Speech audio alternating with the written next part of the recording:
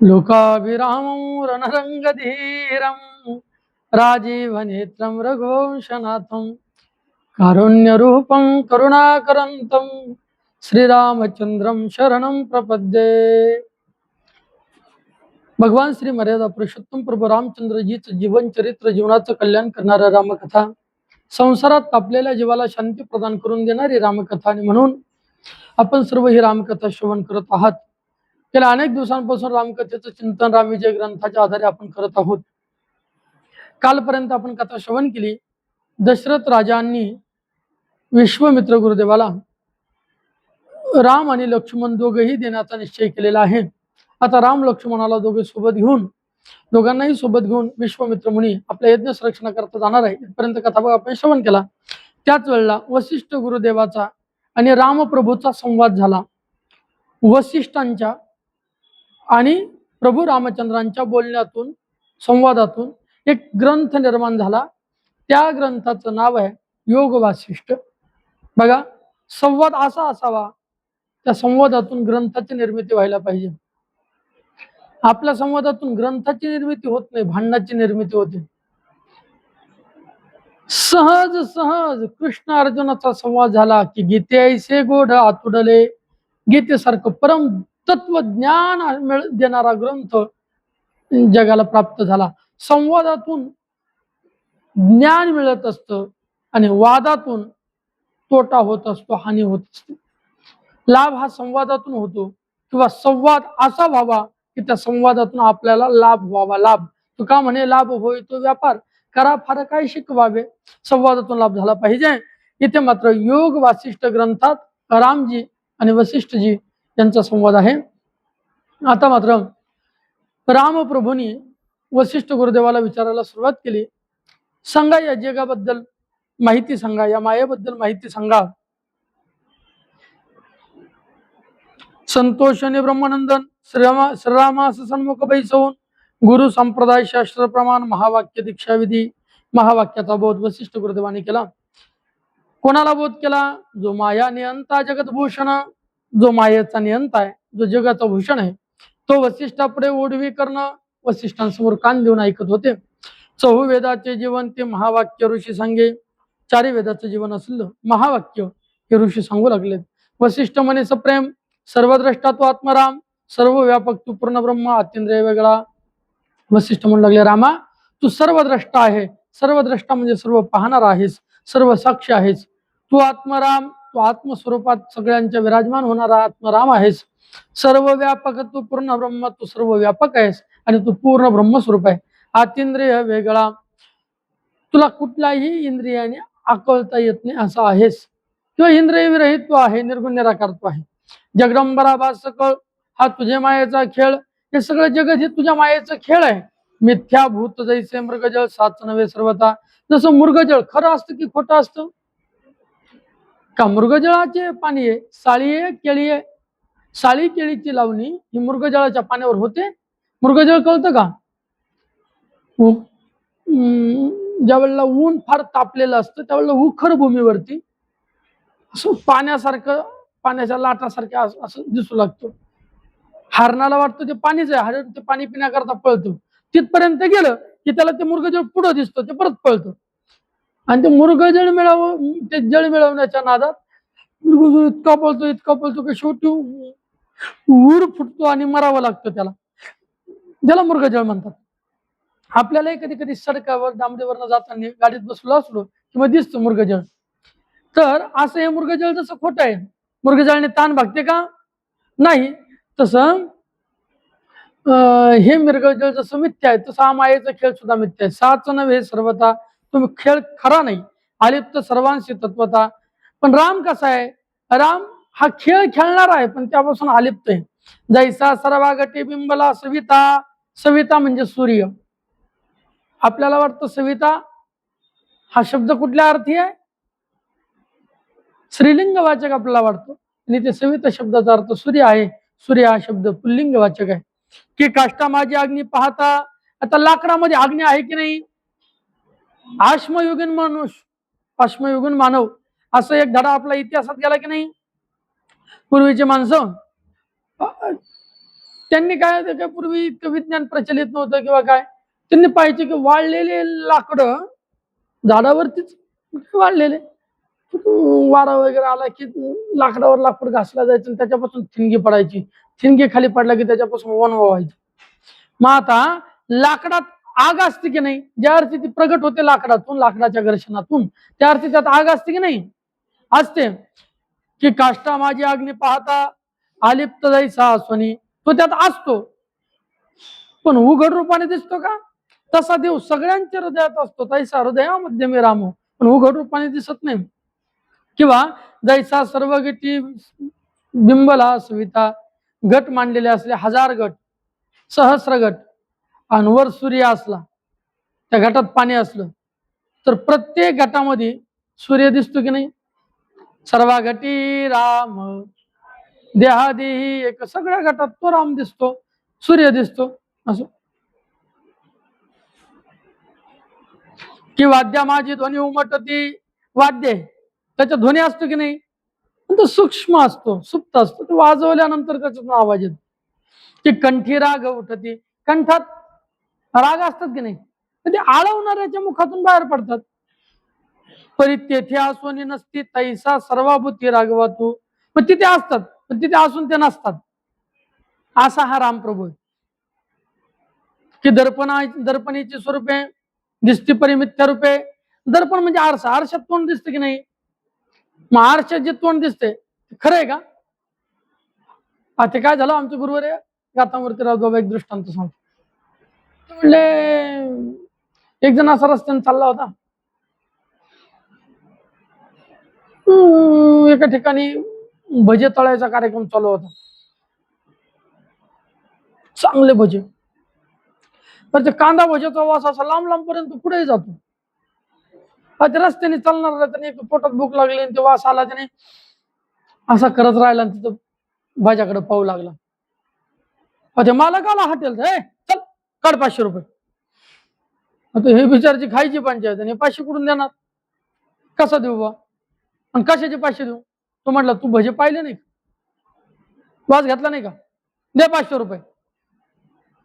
500 रुपये दे म्हटलं की आता काही डोकंच चाललं ना, मला थोडा कालावधी द्या, आणून देतो कुठून तरी.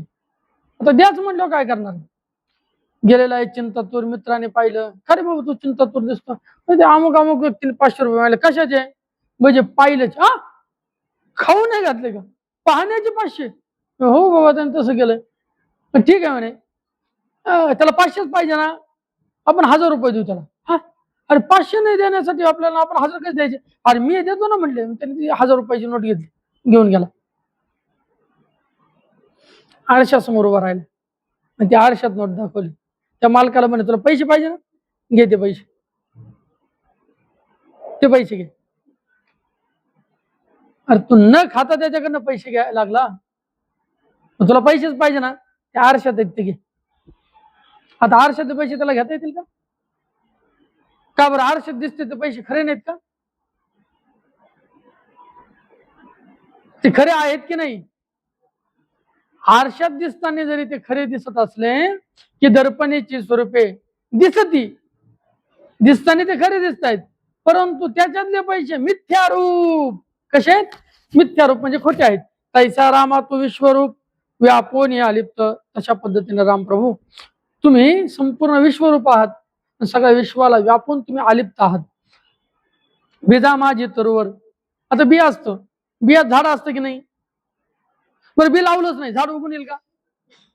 आता जांभूळ आहे, आपण खाल्लं,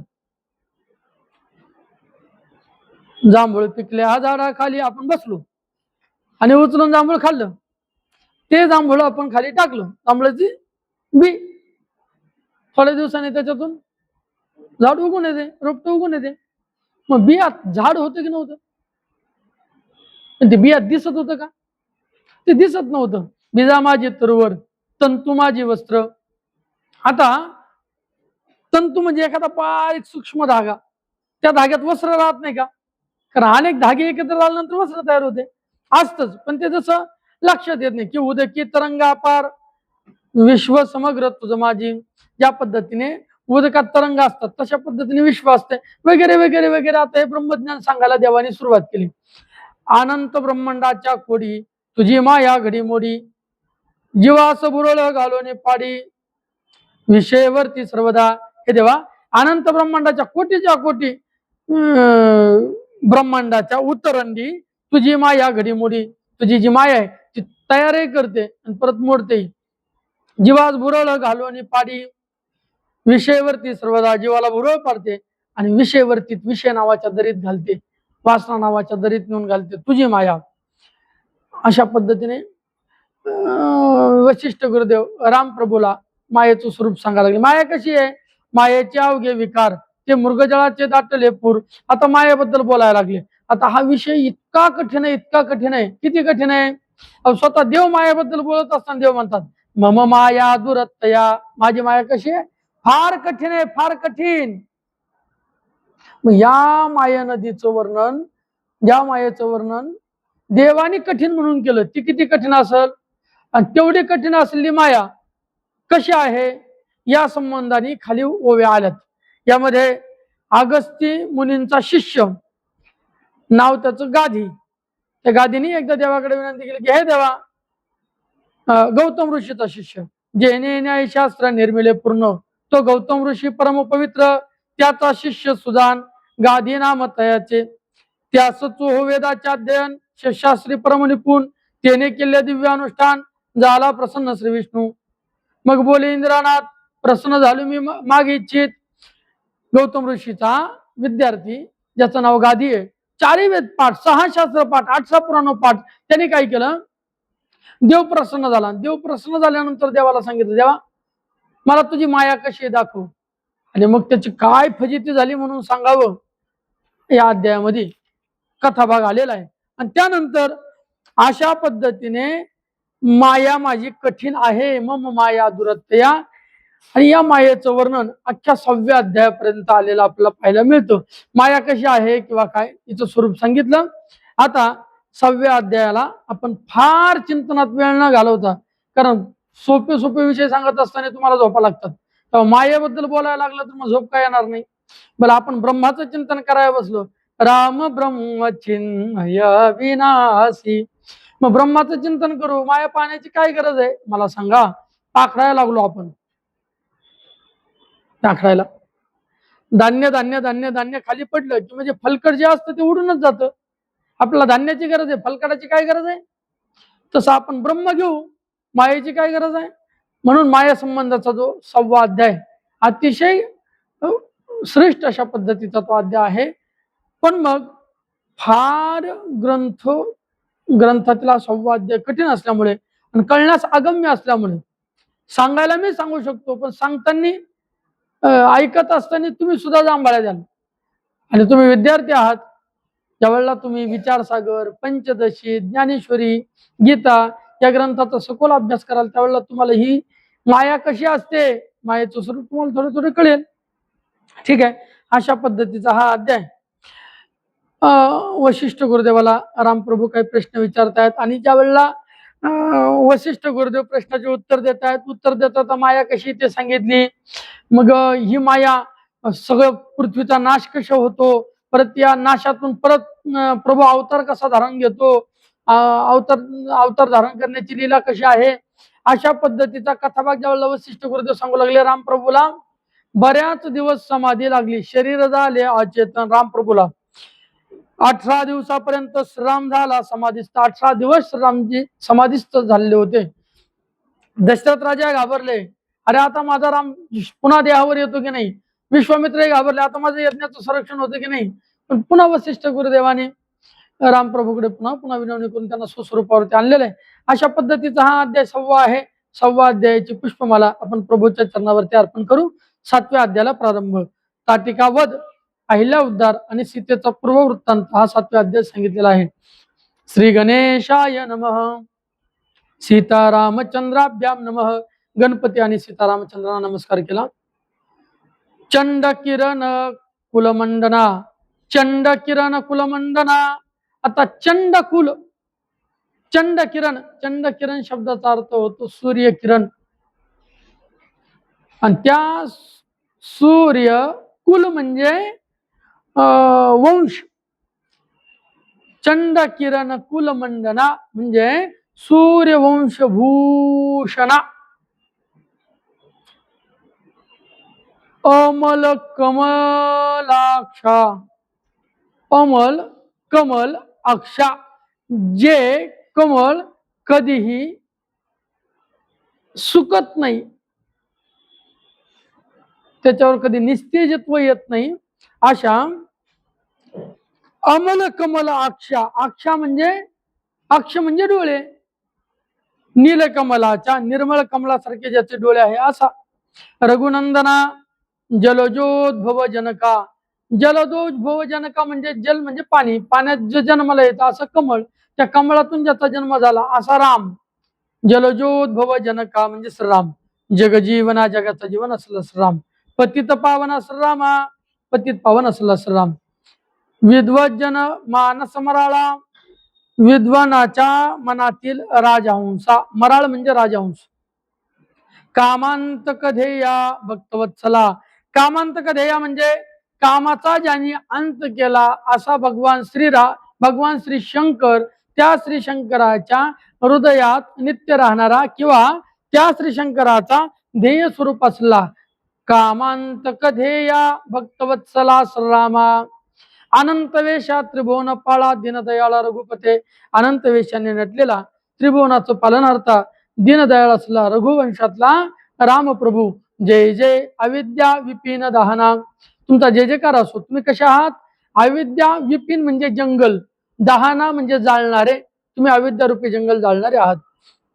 निज भक्त मानस हृदय रत्ना, निज भक्त म्हणजे भक्तांच्या हृदयातील रत्न असलेले तुम्ही आहात. जगद उद्धारा मुनिरंजना, मुनी जनरंजना जगाचा उद्धार करणारे आणि मुनीचं रंजन करणारं, मुनीच्या मनाला आनंद देणार तुम्ही आहात. दुर्जन भंजन राघवेशा, दुर्जनाचा नाश करणारे तुम्ही आहात. मागे श्रेष्ठाध्यायी कथन वसिष्ठ रामास उपदेशून मग विश्वामित्र गेला घेऊन, याग रक्षणाचे निकाजे. बघा, मागच्या अध्यायात आपण कथा पाहिली, योग वसिष्ठ ग्रंथ झालेला आहे आणि आता मात्र वसिष्ठ गुरुदेवांच्या आज्ञेवरून दशरथ राजांनी राम लक्ष्मण दोघ विश्वामित्रांसोबत पाठवले. विश्वामित्र महामुनी रामजी लखनजीला घेऊन पुढे यज्ञ संरक्षण करता निघाले. इथपर्यंत आपण पाहिलं. भागीरथीत करून स्नान, येत असताना भागीरथी नावाची नदी लागली, त्या भागीरथी स्नान केलं. कौशिक राम लक्ष्मण, तिथे कौशिक, कौशिक म्हणजे विश्वामित्र, राम आणि लक्ष्मण. सारोनी हा नित्यानुष्ठान त्यांनी पूर्ण केलं. सत्कर्माचरण वेदयुक्त, वेदाने सांगितल्या पद्धतीने सत्कर्म आचरण केलं.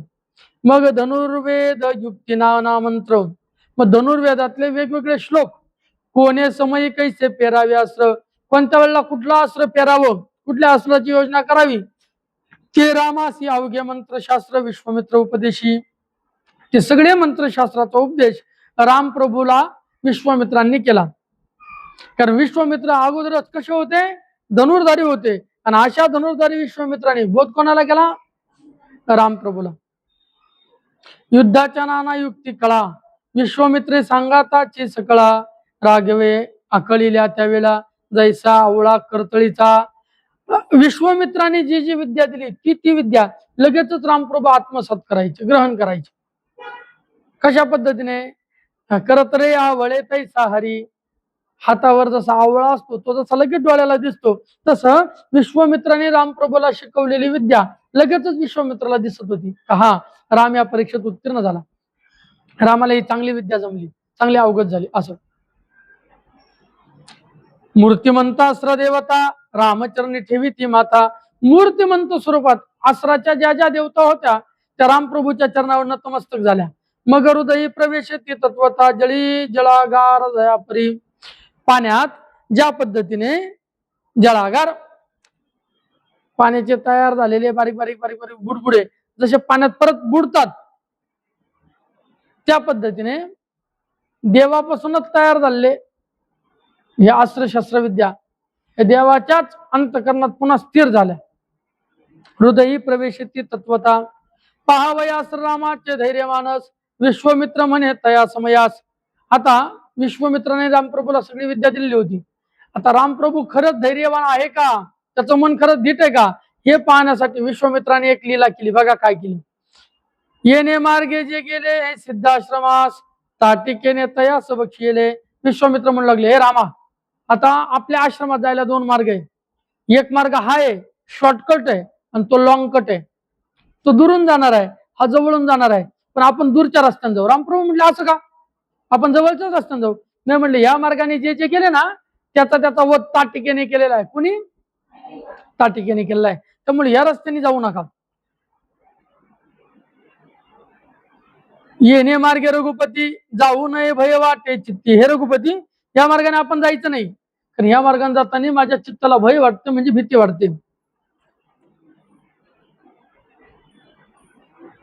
हा मार्ग चुकवून त्वरित गती, ताटकीने तयास बक्षिले. आता हा मार्ग चुकवून त्वरित गती जावे सिद्धाश्रमात. हा मार्ग आपण चुकू आणि आपण दुसऱ्या मार्गाने जाऊ. ऐकता कौशिकाचे वचन, असं विश्वामित्राचं बोलणं ऐकून श्रीराम बोले सुहास्य वदन.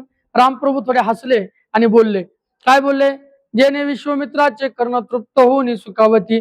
असे वाक्य बोलले की त्या वाक्याने विश्वामित्राचे कर्ण आनंदाने तृप्त झाले, सुखावले. स्वामी तुमचे कृपे करून महाकाळ उभाच फोडीन बाणी, तेथे ताटिकेसी कोण गणी, येच क्षणी मारीन तिथे. विश्वामित्राला रामप्रभू म्हणू लागले, स्वामी तुमची कृपा झाली ना, तुमच्या कृपेच्या जोरावर मी तो महाकाळ, मोठा काळ, तो उभाच्या उभा बाणाने फोडील. तेव्हा ताटिका काय शुल्लक आहे? ताटिकेचे पाहता, ताटिकेचं काय पाहता? ताटिका कोण गणी, येच क्षणी हे मारीन तिथे. तिला या क्षणाला मारून टाकेल. कौशिकाचे मनी संशय होता की हे बाळके केवी झुंज तिला आता. विश्वामित्राच्या सुद्धा मनात होता, अरे हे लहान लहान लेकरं हे एवढ्या मोठ्या ताटिकेसोबत कसं युद्ध करतील. त्या संशयाची समूळ वार्ता रामवचने निरसली. पण असा जो मनात संशय होता, तो सगळा संशय रामवचनाने नाहीसा झाला. मग त्या रथावरी बैसून ताटिकेचे पाहत कानन. मग सुमंतजी सोबत आले होते. सुमंतजींनी जो रथ आणलेला होता, त्या रथावरती राम लक्ष्मण बसले आणि ताटिकेचे कानन पाहतात. ताटिकेचं जंगल पाहू लागले. त्याची मार्गे तिघे जण जाते झाले ते दवा. आणि मग सगळं जंगल पाहून झालं की त्याच मार्गाने जाऊ लागले तिघही जण. वात वेगे जात सेनंदन. वात वेगाने म्हणजे वायूच्या वेगाने सेंदन जाऊ लागला. सेंदन म्हणजे रथ. महती सेंदने स्थितो. गीतेच्या पहिल्या अध्यायात सेंदन शब्द आला का? सेंदन म्हणजे रथ. की अपार भूमी टाकिली क्रमोन, जैसे ऐकता हरी कीर्तन. पापे खंडोनी भस्म होती. जसं हरिकीर्तन ऐकल्यानंतर पाप नाहीशी होतात, तसं वायू वेगाने रथ पुढे जात असताना अपार भूमी मागे टाकली. फार भूमी पाठीमागे नाहीशी मागे गेली. बरंच अंतर चालून ही मंडळी पुढे आलेली. पुढे देखील घोर अरण्य. पुढे घोर अरण्य पाहिलं, कठीण अरण्य पाहिलं. अरण्य म्हणजे जंगल, वन. वृक्ष लागले परम सगन. त्याच्यात परम सघन अशा पद्धतीचे वृक्ष होते. चालावयासी चंदन मार्ग पुढे फुटेना. रथ पुढे जाण्याकरता जागाच नव्हती. रामासी म्हणे गादीनंदन, राघवा हे ताटिकारण्य. त्यावेळेला गादीसूत कोण? विश्वामित्र. रामप्रभूला म्हटले, हे राघवा, हे ताटिका अरण्य, हेच ताटिकेचं जंगल आहे. आता येईल ती धावून वास काढून मनुष्याचा. आता तिला माणसाचा वास येतो. कुत्र कसं असतं? कुत्र ज्या वेळेला एखादा आरोपी शोधायचा असतो आणि तो आरोपी मिळत नाही, कुठं लपून बसलाय, त्यावेळेला लोक काय करतात, ते कुत्रे आणतात. त्या कुत्र्याला त्या माणसाने घातलेला शर्ट हुंगायला जातात. त्याला हुंगलं बरोबर ते त्याचा शोध घेत जातात. तसं ही ताटिका, ही कुत्री वास घेईल, वास मनुष्याचा. आणि वास लागला की ती इथे आपल्याला आपलं भक्षण करण्यासाठी येईल. तो हाक फोडली अकस्मात. तेवढ्यामध्ये तर तिने आवाज दिली. जे ऐकतातच के कृतंतो. तो आवाज इतका भयंकर होता की तो आवाज ऐकून काळ सुद्धा कापला असता. विश्वामित्र झाला भयभीत. विश्वामित्र भयभीत होऊ लागले. रक्षी म्हणत राघवाला रघुचंद्राला म्हणू लागले, रघुनाथाला, हे राघवा रक्षण करा. उन्मद्द सहस्र गजांचे बळ, ऐसी ताटिका परम सबळ. उन्मत्त असलेले 10,000 हत्तींचं जेवढं बळ असतंय, ताकद असते, तेवढी ताकद तिच्यात एकटीत होती. किती ताकद होती तिच्यात? 10,000 हत्तींमध्ये जेवढी ताकद होती, तेवढी ताकद तिची एकटीत होती. पर्वत साठविता विशाल ऐसे उदर तेज, मोठे मोठे पर्वत पोटात साठवतील एवढं मोठं तिचं पोट होतं. उदर म्हणजे पोट. ती कुंभकर्णाची भगिनी, ती शेवट नात्यानेच कुंभकर्णाची बहीण होती. कुंभकर्ण जेवढा होता तेवढी ती होती. बहुत विशाल राक्षसिनी, शतांची शते गोद्विज धरोणी, दाढे खाली रगडीत असे. तिने आतापर्यंत बहुत विशाल राक्षसीन होती, ती फार मोठी राक्षसीन होती. शतांची शते गोद्विजे म्हणजे 100च्या 100 गोद्विज, गो म्हणजे गाय, द्विज म्हणजे ब्राह्मण, एकाच वेळी त्या अशा हातात उचलायची आणि दाढी खाली घालायची. दाढी खाली रगडीत असे. ताटिका मार्गे जाता सहज, ताटिका सहज जर रस्त्याने जायला लागली तर मुखात घालून रगडी द्विज, तोंडात घालून एखादा ब्राह्मण दिसला का माणूस जसं उगा शेंगदाणा दिसला का शंक दिसला कसं फोडतं तोंडात टाकतोय, तसं ब्राह्मण दिसला का अशी उचलायची दाढी खाली रगडायची. वनोपवनी शोधून द्विज नित्य बक्षी साक्षेपे, या वनात मग त्या वनात मग पुढल्या वनात मग तिसऱ्या वनात मग चौथ्या वनात अशी वनावनात फिरायची. त्या वनात कुठं कुठं ब्राह्मण लोक तप करीत बसले दिसले का उचलायची तोंडात घालायची. प्रेत रक्ते वस्त्रे भरली, तिचं सगळं वस्त्र हे रक्ताने भरलेलं होतं. प्रेताने आजपर्यंत जेवढे जेवढे मारलेले होते ते जे मारलेल्याच्या प्रत्येकाच्या रक्ताने तिचे अख्खे कपडे भरलेले होते. वस्त्रे म्हणजे कपडे. तिची आपणाभोवती वेष्टली आणि तसे रक्ताने माखलेले कपडे तिने अंगाभोवती लावलेले होते. मनुष्य शिरे करणे बांधिली बहुदाट वळीने, मनुष्याचे शिरे म्हणजे मुंडके तिने कानात बांधले होते, वळीने बांधले होते, दाट बांधले होते. दाट म्हणजे एक हे शिर झालं का लगेच त्याला लागून दुसरं शिर, लगेच तिसरं शिर, असे शिर वळीने बांधून त्याचे कुंडल तयार केले होते. नरशिरांच्या अपार माळा, अनेक लोक मारलेले त्यांच्या मुंडकाच्या माळा तिने गळ्यात घातलेल्या होत्या. शोणित चर्चित रुळती गळा, शोणित म्हणजे रक्त, रक्त सगळं असं अंगाला चर्चन केलं होतं. ज्या लोक मारले त्यांच्या अंगाचं रक्त अंगाला लावून घ्यायची. रुळती गळा, आणि त्या रक्त बंबाळा असलेल्या ज्या माळा आहेत मुंडक्यांच्या त्या गळ्यात रुळत होत्या तिच्या. कपाळी सिंदूर चर्चिला, कपाळाला सिंदूर लावलं होतं. बाबर जोटी मोकळ्या, बाबर जोटी म्हणजे तिचे ते कुरळे कुरळे केस जे होते ते मोकळे तिने सोडलेले होते. द्वादश गाव पसरले वदन, 12 गाव बसल एवढं तोंड तिने मोठं केलं होतं. 12 गाव मावतील एवढं मोठं तोंड. 5 गाव लंब एक एक स्तन, 5 गाव जेवढे लांब असतात तेवढे तिथे एक एक स्तन होते. अगणित राक्षसी संगे घेऊन रामावरी लोटली, अगणित राक्षसीने सोबत घेतल्या आणि रामाचा नाश करण्याकरता ती पुढे आली. सखिया सीता टीका म्हणे त्याची क्षणी, तिच्या ज्या मैत्रिणी होत्या त्या मैत्रिणींना ताटिका काय बोलले ऐका. या पंथे येत मनुष्य घाणी, या मार्गाने मनुष्याची घाणी म्हणजे मनुष्याचा वास येत आहे. घ्राणेंद्रिय म्हणतात ना याला, वास घेण्याचं इंद्रिय. हा, ह्या मार्गाने मनुष्याचा वास येत आहे. या पंथे येत मनुष्य घाणी, नरमासाची आजी वाटणी तुम्हास देण निर्धारे. तुम्ही काळजी करू नका, तिथून जेवढे मनुष्य येतात त्यांना मारते आणि तुम्हाला आज वाटणी करून देते. बरेच दिवस झाले तुम्हाला भूक लागली ना, तुम्हाला वाटणी करून देते, मांस भेटेल तुम्हाला आज खायला. विश्वामित्र म्हणे चाप पाणी. विश्वामित्र रामप्रभूला म्हणू लागले, हे रामा, हे वृक्ष विशाळ गेले गगनी, हे मोठे मोठे विशाल जे वृक्ष तुला दिसतात गगनाला भिडलेले वृक्ष, आत गरजतात राक्षसनी ताटिके सहित पायपा, आणि या मोठ्या मोठ्या वृक्षांच्या आतमध्ये गर्जना जी चालू आहे ना ती महाभयंकर राक्षसांची चालू आहे. राम काढी कोदंडाची गवसनी, रामप्रभू त्याच वेळेला त्यांनी कोदंड काढला, कोदंडाची गवसणी काढली. धनुष्य जे होतं त्याला जी खोळ घातलेली होती ती खोळ बाजूला काढली.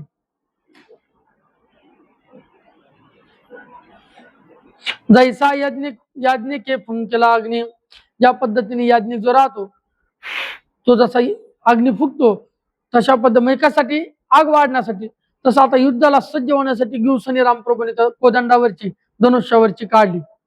रामप्रभूच्या हातात जे धनुष्य आहे त्याचं नाव कोदंड, अर्जुनाच्या हातात जे आहे त्याचं नाव गांडीव, शिवजीच्या हातात जे आहे त्याचं नाव पिनाक, हस्ताय सनातनाय दिव्याय देवाय दिगंबराय तस्माय नकाराय नमः शिवाय. जैसा याज्ञिके फुकिला अग्नी की अकस्मात उगावला वासर म्हणी यामिनी अंती पूर्वेसी. यामिनी म्हणजे रात्र संपल्यानंतर, वासर म्हणी म्हणजे सूर्य जसा पूर्वेला उगवतो तशा पद्धतीने रामप्रभूने हातात धनुष्य घेतलेला आहे. आता तो शीत ओढीत आकर्ण, शीत आकर्णापर्यंत ओढलेले त्याची दोरी.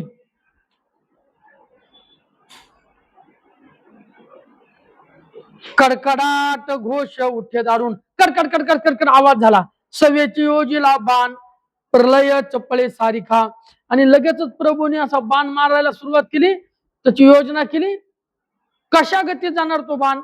प्रलय चपळे सारखा. प्रलय काळच्या वेळेला जशा विजा चमकतात, प्रलय काळच्या विजा जसा झटपट निघतात, कधी लावतात बंद होतात लक्षात येत, तशा पद्धतीने इतक्या जलद गतीने बाण काढलेला आहे. बाणाचे अर्धचंद्राकार वदन, बाणाचा असं अर्धचंद्राकार वदन होतो, अर्धचंद्राचा आकार, त्या आकाराचं तोंड होतं बाणाला. करी धावत्या वायूचे खंडन, ते धावत असणाऱ्या वायूचं खंडन करत होते. रामे ओढून या कर्ण, रामाने कानापर्यंत बाण ओढला, बाण सोडला ते समय बाण सोडला.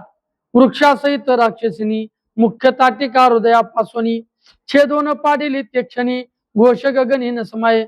बाण सोडल्याबरोबर ताटिका सगळ्या राक्षसीने सहित मरण पावली. आणि ती खाली पडल्याचा जो आवाज झाला तो गगनीने समय, आकाशात तो समावला गेला नाही. प्राणदाता राक्षसिनी ताटिका गरजली ते क्षणी तो घोष विमानी ऐकून देव सर्व गजबजले. तिथं प्राण झाला, मेले म्हणत जी ती पडली, तो आवाज स्वर्गात गेला. स्वर्गात देवता लोकांचे जे विमान होते असे हालू लागलेले गगन आकाशात.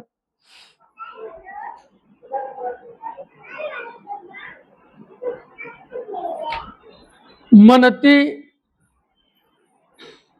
आणि त्या आवाजाने तो घोष विमानी ऐकून देव सर्व गजबजले, सगळे देव गजबजले. मनती विजयी रघुवीर देव वर्षती सुमन संभार. आणि मग देवता लोकांनी काय केलं? सुमन संभार वर्षाला सुरुवात केली, म्हणजे फुलं टाकायला, गुलाल टाकायला सुरुवात केली. आणि काय बोलू लागले गुलाल टाकून? ब्रह्मानंदे विश्वामित्र रामाला घ्या लिंगी. त्याच वेळेला ब्रह्मानंदाने विश्वामित्राने रामप्रभूला आलिंगन दिलं. म्हणे रवी कुलभूषण हा रघुवीरा, म्हणू लागले हे रवी कुलातलं भूषण, सूर्यवंशाचं भूषण असलेल्या रामा, राजीव नेत्रा परम सुकुमारा, सुकुमार असलेल्या कमळाच्या फुलाच्या पाकळ्याप्रमाणे डोळे असलेला राजीव नेत्रा परम सुकुमारा, फार सुकुमार असलेला देवा, तुझी धनुर्विद्या रामचंद्रा आजी मी दृष्टी विलोकिली. तुझ्या ठिकाणी असलेली धनुर्विद्या आज मी डोळ्यांनी पाहिली. जैसी एकाची नामे करून कोट्यावधी पापी जाती जळून, तैसे ताटिका सहित हे वन एकाचे बाणे खंडिले. जसं एक राम नाव घेतलं तर हजारो पाप जळून जातात, तसं एकच बाण रामाने सोडला तर अख्ख्या जंगलातील राक्षसीने मरून गेल्या. ताटिकेच्या रक्ते करुणी असंभाव्य तेव्हा रंगेली मेदिनी. ताटिकेचं जे रक्त पडलं त्या रक्ताने अख्खी मेदिनी म्हणजे पृथ्वी रंगून गेली. देव दुदुंबी वाजविती गगनी आला चाप पाणी सिद्धाश्रमा. देवता लोक दुदुंबी वाजवायला लागले आणि सिद्धाश्रमामध्ये चाप पाणी म्हणजे रामप्रभू आले. जैसे वर्षाकाळी गंगेचे पूर तैसे चौकडे धावती ऋषीश्वर. जसा वर्षा काळामध्ये गंगेला पूर येतो तसं चारही बाजूने रामप्रभूच्या ऋषी लोक धावू लागलेले आहेत. समजतासी वंदरे रघुवीर भेटता झाला ते काळी. सगळ्यांना वंदन करून रामप्रभू सगळ्यांना भेटते झाले.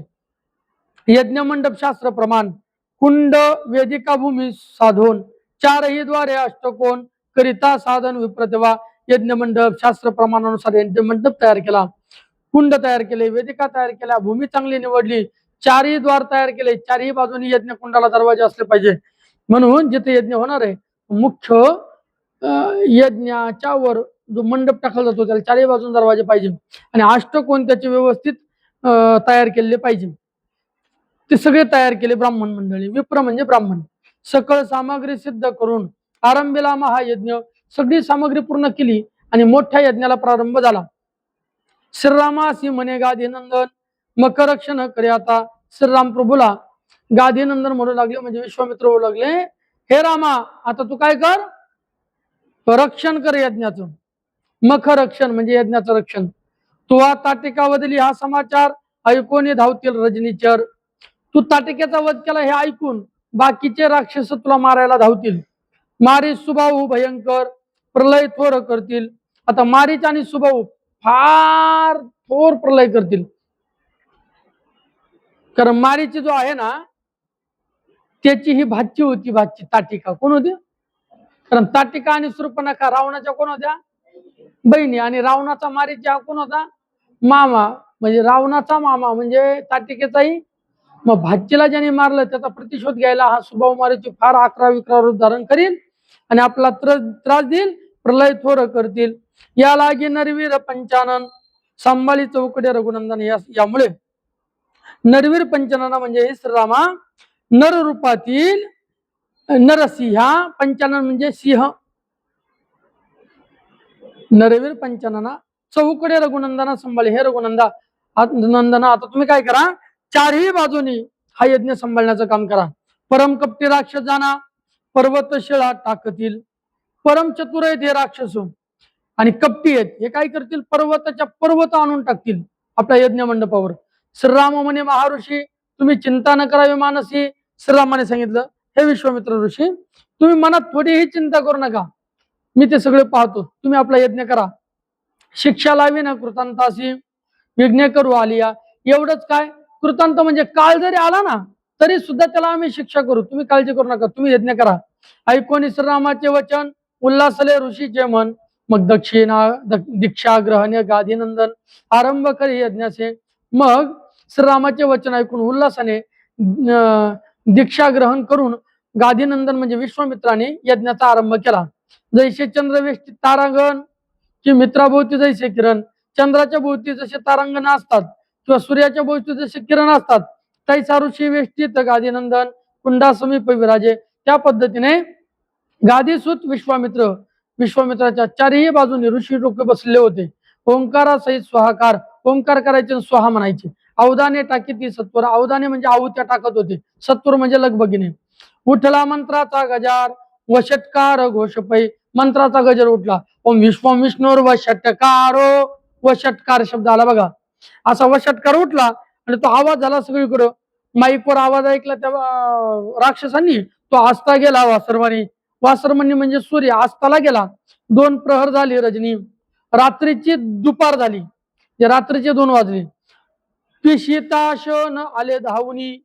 पिशिताशन म्हणजे पिशित म्हणजे रक्त आणि आशासनती म्हणजे खाणारे, रक्त भक्षण करणारे किंवा मांस भक्षण करणारे. पिशिताशन म्हणजे मांस भक्षण करणारे राक्षस धावून आले ताटिकेच्या कैवारे. ताटिकेचा कैवार घेऊन ते धावून आले.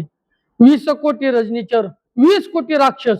मुख्य मारीचे सुबाहू असुर आणि त्याच्यात मुख्य होते मारीचे आणि सुबाहू. सिद्धाश्रमा समीप सत्वर हाक फोडीत पातले.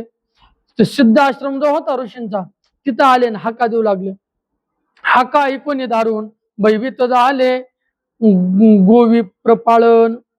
आता हाका दारुण हाका ऐकून म्हणजे गणगोर अशा पद्धतीच्या मोठ्या कर्कश हाका ऐकून भयभीत झाले ब्राह्मण. सगळे ब्राह्मण भयभीत झाले. गळती हातीचे अवधाने, त्यांच्या हातातील जे स्वाहा करण्याकरता आहुत्या होत्या त्या खाली पडू लागल्या. वदनी बोबडी वळत असे आणि त्यांच्या तोंडातून शब्द स्पष्ट उच्चार निघेना, बोबड बोलायला लागले. बोबड म्हणती रक्ष रक्ष रघुनंदना, म्हणू लागले, हे रघुनंदना आमचं रक्षण कर, रक्षण कर, रक्षण कर. नरवीर श्रेष्ठा गो विप्रपालना, हे नरवीर श्रेष्ठा गायीचं आणि ब्राह्मणाचं पालन करणाऱ्या हे रामा, तू आता आम्ही ब्राह्मण आमचं पालन कर, रक्षण कर.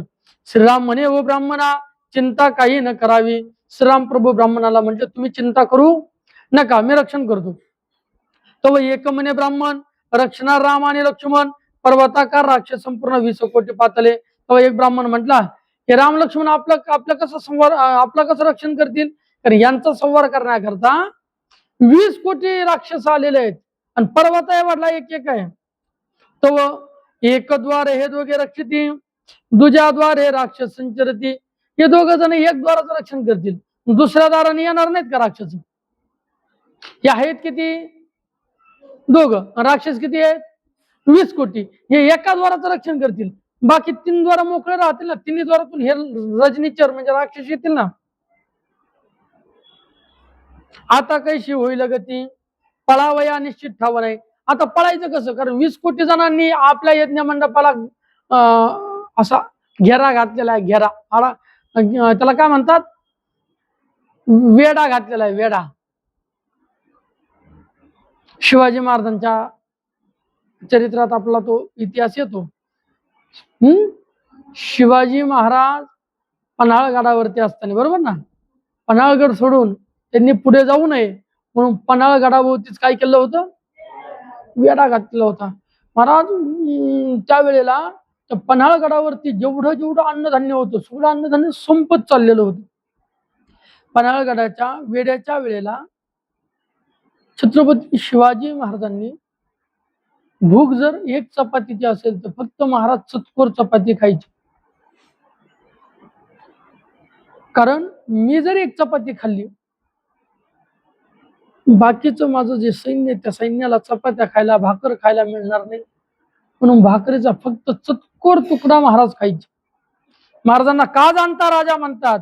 जो प्रत्येकाला जाणतो, प्रत्येकाच्या मनातलं जाणतो, म्हणून महाराजाचं नाव.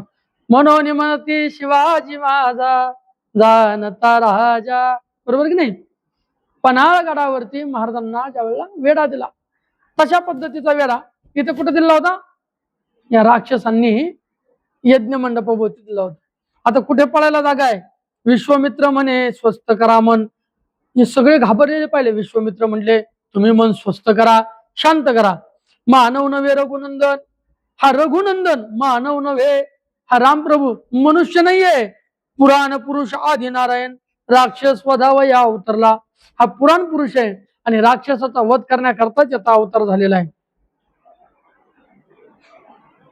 तो पर्वत आणि पाषाण यज्ञ मंडपावरी पडती येऊन हाक फोडती दारून. मग रघुनंदन काय करी?